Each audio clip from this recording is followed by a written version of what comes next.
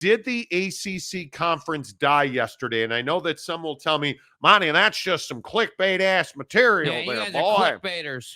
I don't actually think it is. It was very interesting yesterday, not who was at the ACC meetings, but who was not. Bubba Cunningham, athletic director at North Carolina, was not at the ACC meetings yesterday, and I think it is a very significant moment in time because Bubba is not only one of the most respected administrators in the ACC, Bubba Cunningham is also one of the most influential. Nothing in this conference happens without Bubba Cunningham, and it was of note that Bubba went back to Chapel Hill to what most people believe is kind of calm the waters after one of the regents at North Carolina talked about how it was time to leave the ACC.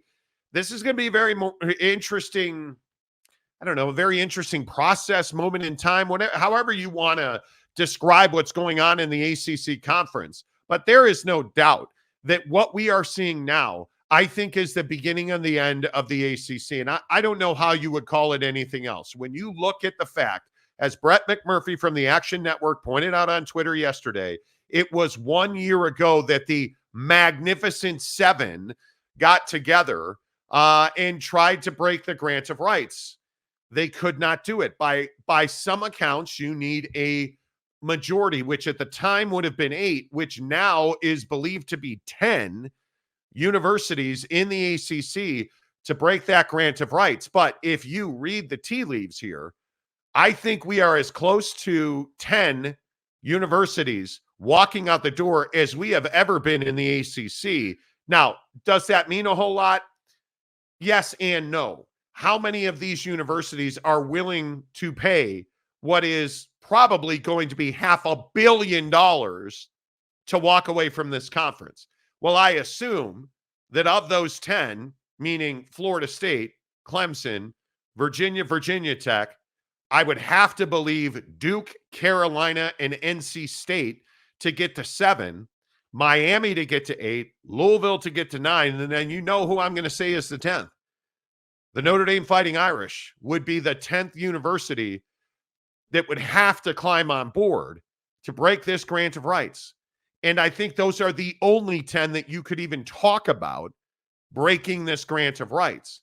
But I think, Jake, it's very interesting that we're in a position where North Carolina, again, as we have talked about, seems to be the tipping point in a very controversial and very significant moment in time for the ACC. Well, absolutely. And I think anytime in college athletics, you have the blue blood, the heavy hitter stepping into the conversation, that's obviously going to shift the pendulum, if you will. And I think that last year when the Magnificent Seven got together, you didn't have UNC and Duke. You didn't have, Notre Dame, certainly. You didn't have these bigger, voices in the room backing you. And I think, now obviously that dynamic has changed. And last year when we talked about this, we told you when UNC, Duke, and Notre Dame get involved, you will know that this thing is serious. And that's where I think, we've seen that shift. Now that UNC is participating, this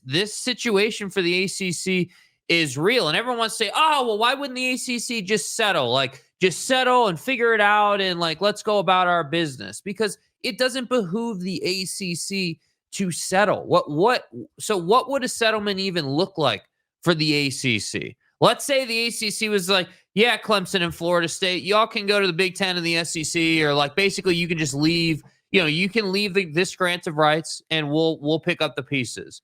You just have to pay whatever that, smaller exit fee would be. Let's call it $300 million instead of $500 million, whatever the number would be. There's no joy, as we say, in doing that for the ACC. It puts them in an incredibly weak position because once FSU and Clemson are out, the rest. We've seen this story before. Everybody else is going too. So that's the hard part where I think people want to say, oh, well, let's just settle and why do they not just smooth this out and give them what they want? Because if they give them what they want, the conference isn't going to exist anymore, which obviously is not an option for leadership in the ACC. Well, I also very much agree with you. What is the upside for the ACC? What's the impetus? What's the reason, the motivation for them in the conference leadership to settle with Florida State and Clemson? It's not survival. The conference does not survive, in my opinion, without really at its current level without Florida State and Clemson. I think if you lose Florida State and Clemson and you settle with them and they leave the conference, you're going to lose Carolina and Duke, and then the whole house of cards falls down. I don't believe there is any reason for the ACC to settle. The other part of this that I think people forget is, like, with the grant of rights, it is a document written in a very specific manner to make this almost an impossibility. And I love that people continue to say, well, Monty, they're going to sue and get out of it. They've been trying for a decade. Yeah. How many years have we been talking about Florida? At least 5 that, hey, or we want out, or we got to change, or Florida State specifically was like, well, unless the revenue sharing model changes, we're out. Well, they changed the revenue sharing model. And you still want to get out. And you still want out. Because you got to remember that the ACC made significant changes to the way revenue is distributed. And again, take your victory lap. You know, you got to get stroked when you're right. And Jake is right. You got to get stroked. The ACC now is all about winning on the fields and the courts. Well, and they call it, the ACC, the verbiage around it, they call it a success initiative. Basically saying, hey, depending on how far you get, this is how much we're going to pay. And they're using the CFP revenue, and they're basically saying, hey, like, typically in the old setup, the conference would get college football playoff monies, as they're called, and they would evenly distribute those across every school in the conference. And the ACC is saying, hey, we're not doing that anymore, because we need to figure out how to pay these schools who are more successful than the bottom feeders in the ACC more money. So you're seeing here, hey, if you finish in the top 25, you're going to get more money. If you qualify for a bowl game, you're going to get more money. If you participate and you advance in the college football playoff, you're going to get more money. Up to, I think, what did it say? $25 million is the most a school can make. And notice, it's all football. Mm-hmm. There is less incentivizing to do well in basketball. And again, this goes back to all of the arguments we had about the ACC versus the Big 12. And there's a reason that the Big 12 is the most valuable basketball conference in the country, because they win games, they make money, they have shares, they drive revenue through basketball on a commercial level. The ACC is only valuing distribution based on your performance in football. And they're using basketball money to fund part of that, which I think if you're the ACC, you had to do. Right. But I don't see an easy way out of this, because I also think people forget that the grant of rights and the TV contract are not the same thing. If I hear one more person say, well, ESPN is not going to determine what happens with the grant of rights. And I know that I've said this 1,000 times on the show, but I feel like people don't recognize the fact that, A, you need to hit the like button right now on the show while I explain that the grant of rights is between the universities and the conference. That's as simple as it is. It's an agreement that each university signs that says you have the right to distribute my home games. You have the right to do that. So anytime 2 conference teams play, you're on ESPN, you're on CBS, you're on NBC, right? But if it's a non-conference game and it's on the road specifically, or, okay, we're going to be on Raycom or the CW, right? Like, that grant of rights is between the universities and the conference.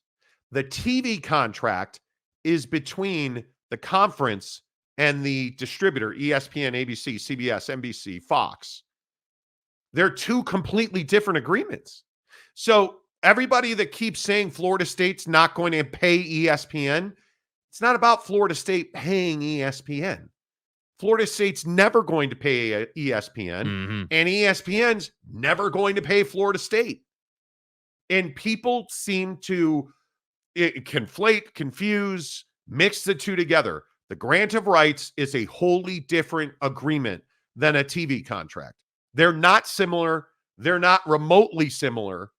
And they are between completely different parties. The universities, while they have a say in what those rights are, and as we watched in the Pac-12 meltdown, yes, they had a say in what those rights were, but who ultimately failed to get a TV deal in the Pac-12? It wasn't Stanford or Cal or Utah or SC. It was George Kliavkoff. It was the Pac-12's inability to do a deal with Google and YouTube TV all those years ago. It wasn't the university's fault. It was the commissioner's fault. It was the conference's failings. So you have to understand that the grant of rights and the TV contract are two totally different deals. And I think what's hard is that there's this sort of, commingling effect, if you will, right? So like the reason George Kliavkoff, as an example, was such a problem is because he was just a poor businessman, like not understanding, hey, like you can't go, like anytime you do a business deal and you've got multiple parties involved and you're the middleman, you can't go to one of those parties and ask for $500 million when everybody and their mom knows that the reasonable number is like 100 million or Correct. 200 million. And that's what I feel like happens in these negotiations. The problem is that the ACC situation is a situation where ESPN really liked the terms of the deal that the commissioner presented, and the school signed that extension. So again, which I think is the most damning thing, that you sign the extension. Like we have this whole situation, and I love this concept. Everyone's like, hey, well, I think it's this coming January, I think is the deadline. It could be a little later than that, where ESPN still has to technically sign the extension for the ACC next year, by 2025. Yeah, and so everyone wants to say, oh, well, ESPN is in control of this thing. Do you understand that it doesn't behoove ESPN to see the ACC meltdown? Right? Like, it's not good for ESPN if a power conference in college athletics just burns to the ground and we have all this realignment and chaos in college football. All ESPN wants to do is see things stay pretty much the same, right? Yes. Hey, we want smooth sailing, calm waters. We signed an agreement. Like, we want that agreement to play out over the next 9 years on this fresh extension that they're looking at signing. So the idea that people are like, oh, well, ESPN, controls the fate and they want everything to go this way or that way is complete fantasy land. 100%. Like it's not logical. So anytime you hear someone say, hey, ESPN wants this or wants that, just understand you're talking to someone who doesn't necessarily understand how this business gets done. So then you go to, well, hey, how are the 10 schools going to come together and break this grant of rights? And what I think the most important question in that conversation is, where are they going next? Because I can tell you this, 10 schools are not going to come together and break a grant of rights if they don't have homes. Totally agree. So we know for a fact that Notre Dame would have a home. Duke and UNC would have a home. Obviously, Clemson would have a home. And the only question for the major player really remains is Clemson or is Florida State. Is Florida State a fit in the SEC? Yeah. Like I don't think this has ever been about the blue blood brands of the ACC. I mean, they are. I don't care who you are. If you don't respect Florida State as an athletic department and an athletic brand, you're out of your mind. Yeah. I would more be pointed at, like, North Carolina State's an interesting contrast. Mm-hmm. They don't have half the value that North Carolina has. Yeah. And it's why this Bubba Cunningham situation at these ACC meetings was so interesting yesterday.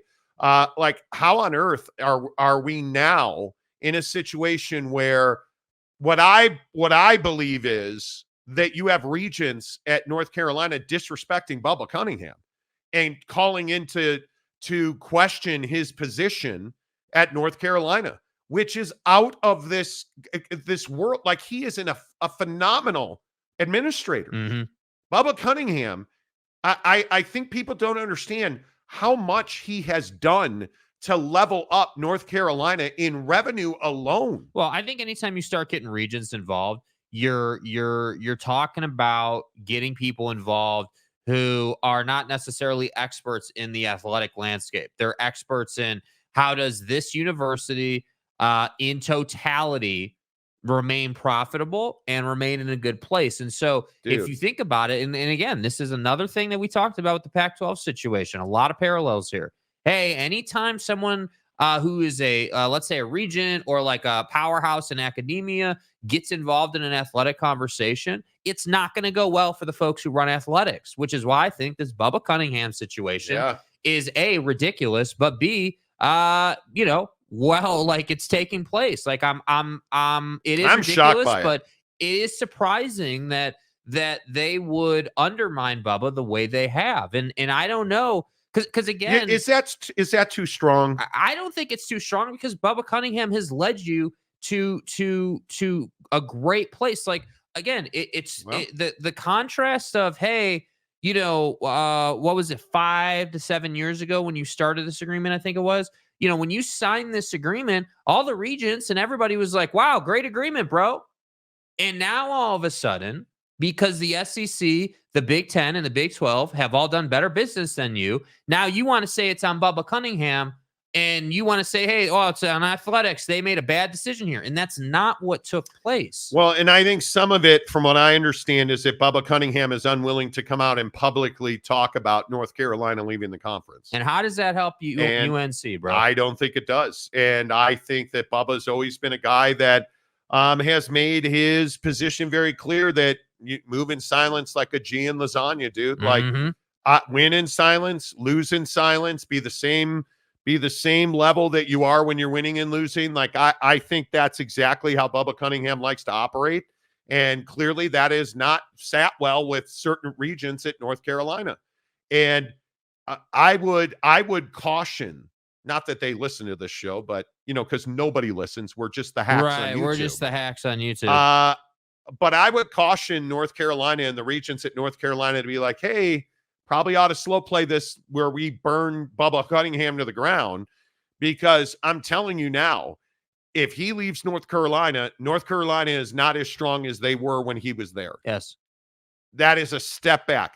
Because again, this is what I say about JB Bickerstaff in Cleveland this morning, with everybody calling for him to be fired. Who are you going to go get to replace him? Who is going to be better for the long-term future and viability of North Carolina athletics than Bubba Cunningham? I don't know either.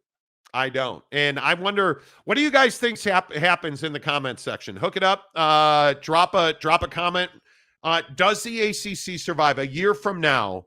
Is it still the same roster of universities in the ACC that we have now?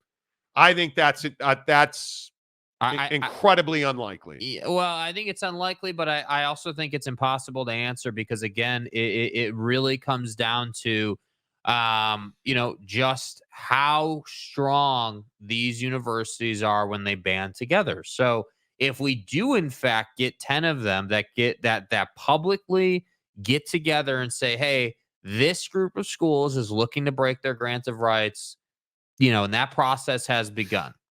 Once that comes out publicly, then you will know the ACC is coming to an end. But again, we haven't heard that publicly yet. We've only heard, hey, like, the Clemson and Florida State suit, UNC, like we've got some noise, but we don't have that real organized, concerted effort to go ahead and do something about it. And I'm not sure that they can really, I don't know that it's smart for these folks to break this grant of right until the TV contracts that were signed, or the grant of rights that were signed in the other conferences, have a year or two left until you kind of enter that negotiation window. Because again, if you're going to enter a conference in the middle of their, agreements, you're going to take a lesser share whether you want to or not, because it's going to be tough to get a full share. You're going to take a lesser share whether ESPN or whoever the TV partner is pays up to have you in that league. Yeah. Because those other members, again, to point out the grant of rights, which if you add or subtract a member, the grant of rights has to be opened up to be adjusted. This happened in the Big 10. This happened in the Big 12, where you're going to say, okay, hey, and I think Clemson is part of this, because again, I will say what I've said for a year. Clemson only won a national championship and competed for others because they dominated the ACC and had little to no competition in that league. Mm-hmm. And I jokingly said for several years, the ACC stands for already crowned Clemson. In God's name, image, and likeness. And to what you said, I thought a couple of months ago when you brought this back up, what did Bobby Bowden say about going to the SEC? And why did they stay in the ACC? Yeah, because the ACC was an easier road. Because the SEC was too competitive and the ACC was a clear path to a championship. So let me get this right. Everybody is in our comments section and, you know, crawling down our throats about, oh, well, the SEC. They had their chance. You had your chance to go to the SEC, and you chose not to do it. And Florida State at that time was one of the leading voices to go to the ACC. So it was, I don't know that I would characterize it as a mistake. If you wind up cutting a $500 million check to get out of the ACC, that was a mistake. Mm-hmm. If you find 9 others and somehow you break the grant of rights, and I don't know, I can't see a place where the conference completely melts down and nobody pays anything to leave. I highly doubt that. You have a contract with the conference who turned around and signed a contract with a provider and ESPN and ABC and Disney. I have a hard time believing that happens. If you wind up walking away from the ACC without paying a penny, that probably wasn't a mistake. You had access you probably wouldn't have had. But I tend to agree with you. Yeah. You probably should have been in the SEC all along. Florida State's a power brand that would have fit nicely in the SEC at this point. But then is Missouri in? Is Texas A&M in that league? Maybe not. I mean, I think it's hard to again, today's circumstances are so far and away different than what you would have seen at that time. Yeah. And I think we need to say that, but I just think it's hilarious that people you know, are like, oh, well, you know, they're a perfect fit in the SEC. And it's like, yeah, geographically speaking, cool. Yeah, they are a great fit geographically speaking. But I'm not sure that Florida State aligns with the culture in the SEC. And what I mean is, when's the last time you heard a school or any type of leadership at the school level in the SEC come out and criticize the conference? When's the last time there was any type of issue on any level about anything? Because I can't tell you when the last time I heard anybody in the SEC complaining about the conference and its business dealings. Now, of course, we get like Jimbo and you know, and Saban and these coaches talking junk to each other and all that. That's all perfectly fine. But I haven't ever heard anybody criticize anything about a TV deal, a grant of rights, scheduling, like anything. And that is because Greg Sankey runs a super tight ship. And so people don't have to go to the media to complain. They go to Greg. They go to their guy. And that's where I say, hey, Florida State may not be the best fit. You are a barking dog in the ACC. You're a troublemaker. And all of a sudden, you just think the SEC is going to be like, yeah, why don't you come on in? Come on into the best conference in college football. I don't necessarily think it's that easy for them. Yeah, I don't know. I think it's going to be really interesting to see how all this plays out. And I think a year from now, I think there is a 51-49% chance that the same teams are in this league. Because I don't know. It's going to take a major – Notre Dame is going to have to get on board with trashing that league. Mm-hmm. And if that happens, Notre Dame is going to have to join the Big Ten. And I think – because you got to remember Notre Dame's setup. They are independent in football. They are not independent in any other sport. All of their other sports are in the ACC. And if Notre Dame is to join a conference while the ACC is in existence for football, if they're going to put Notre Dame football in a conference while the ACC is in existence, they have to join the ACC in football. Yeah. So the only way that Notre Dame joins a conference is if the ACC melts down, because I don't think anybody is going to do a deal with Notre Dame the way that the ACC did. Yeah. And totally I'm not agree. saying the ACC did something wrong. I actually think they did something very right. But Notre Dame is going to have to be in a position and have to have a voice where if the ACC is to melt down, Notre Dame's going to have to be on board with that. And I just can't, even with Jack Swarbrick retiring, I can't see Notre Dame getting behind the destruction of the ACC. As somebody that's observed Notre Dame my entire life, I'm a huge Notre Dame fan. I can't see Notre Dame acting in that fashion. And again, I also think it's funny that people are like, oh, well, Nick Saban retired, Swarbrick retired. They're not doing anything anymore. That's just couldn't be farther from the truth. Saban is still out recruiting. Saban is still out helping Alabama. Saban still has an office at Alabama. So, like, just because dudes technically retire doesn't mean that they don't enjoy the hobby of running colleges, or running football programs or athletic departments. Yeah, I don't know. I think it's a very interesting conundrum because I think the ACC is bent over backwards at the conference level to placate Florida State. Yeah, I mean, this success. And what have they gotten? What have they gotten out of it? Nothing. Like, again, I remind you, the Success Initiative, this is it right here. They completely changed the way that revenue is distributed. And last year is a great example of how this impacts Florida State. Florida State didn't go to the college football playoff. Why didn't they go to the college football playoff? Because they got hurt and they got left on the outside looking in. Yeah. Now that we have a 12-team playoff, how does Florida State not go to the college football playoff? I think they will.